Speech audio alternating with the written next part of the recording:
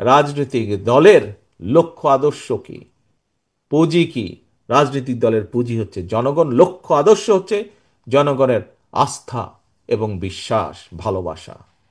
প্রিয় সহকর্মীবৃন্দ, এই ঘরে আপনারা শহীদ জিয়ার যত নেতা কর্মী আছেন, এই ঘরে দেশনেত্রী খালেদা জিয়ার যত সৈনিক আছেন, শুধু এই ঘরে না, আপনি বিএনপি হোক, আপনি যুবদল হন, ছাত্রদল হন, স্বেচ্ছাসেবক দল হন, মহিলা দল হন, মৎস্যজীবী দল হন, কৃষক দল হন, যেই হন না কেন, শুধু একটি পরিচয়, শহীদ জিয়ার কর্মী আমি, খালেদা জিয়ার সৈনিক আমি।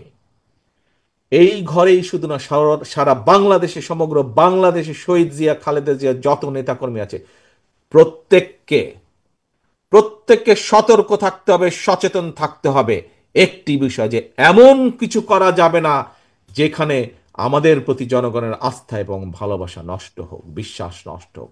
এই কাজটি করা থেকে 100% বিরত থাকতে হবে। পারবেন?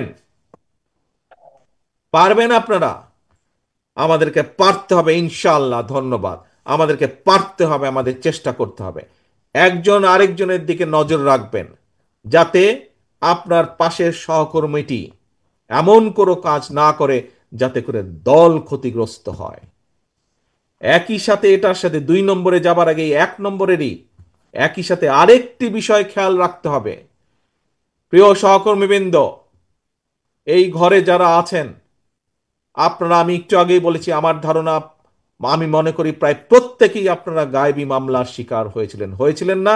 হাত তুলেন তো, কাদের বিরুদ্ধে মামলা আছে, কারা এই স্বৈরাচারের সময় শিকার হয়েছিলেন এই বিভিন্ন গায়েবী মামলার। ধন্যবাদ।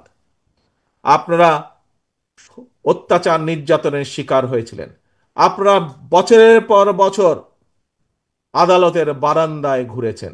আমাদের এমন অনেক সহকর্মী আছে যাদের জেলে থাকা অবস্থায় তাদের পরিবারের, তাদের বাবা বা মা মারা গিয়েছিলেন, হাত করা পড়া অবস্থায় তাদেরকে জানাজায় নিয়ে যাওয়া হয়েছে।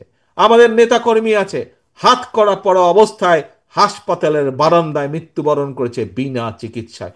আপনারা সেই দলের কর্মী, সেই দলের নেতা। 60 লক্ষ নেতাকর্মী আমার, যাদের বিরুদ্ধে গায়েবী মামলা, মিথ্যে মামলা ছিল। প্রিয় ভাই বোনেরা, 1 নম্বরের প্রথম কথাটি বলেছি, প্রত্যেককে আমাদের সচেতন থাকতে হবে, আমাদের দ্বারা যাতে এমন কোনো কাজ না হয়। শুধু নওগাঁ না, 64টি জেলার 872,000 গ্রামের প্রত্যেকটি নেতাকর্মীকে সচেতন থাকতে হবে, এমন কাজ যাতে না হয় যাতে করে দল ক্ষতিগ্রস্ত হয়, জনগণের আস্থা বিশ্বাস নষ্ট হয়। একই সাথে আপনাদেরকে খেয়াল রাখতে হবে, মামলা আপনারা খেয়েছেন স্বৈরাচারের সময়, অত্যাচার নির্যাতনের শিকার আপনারা হয়েছেন। আপনার বাড়িতে রাতের অন্ধকারে ওই হেলমেট বাহিনী, হাতুড়ি বাহিনী আর দলীয় পুলিশ দিয়ে অত্যাচার নির্যাতন করা হয়েছে। প্রিয় সহকর্মীবৃন্দ, আল্লাহ চায় তো ইনশাল্লাহ সামনে আপনি দেশ পরিচালনা করবেন, জনগণের জন্য কাজ করবেন। আপনি হয়তো ইনশাল্লাহ, আল্লাহ চাইলে, আল্লাহর রহমতে, এই দেশের জনগণের সমর্থনে আপনি সরকার গঠন করবেন।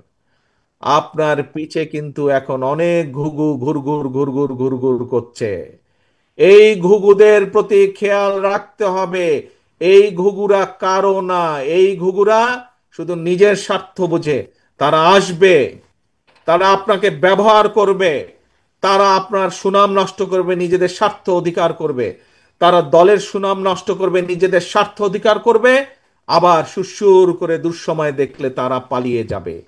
এই ঘুঘুরা যাতে আসতে না পারে, এই দলের স্বার্থকে নিজের স্বার্থে ব্যবহার করার জন্য সুযোগ না পায়, এই খেয়াল আপনাদেরকে রাখতে হবে। পারবেন?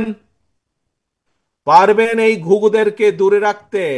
এই ঘুঘুরা শুধু নিজেদের, এরা কারো না। এই ঘুঘুদের প্রতি সতর্ক দৃষ্টি রাখতে হবে।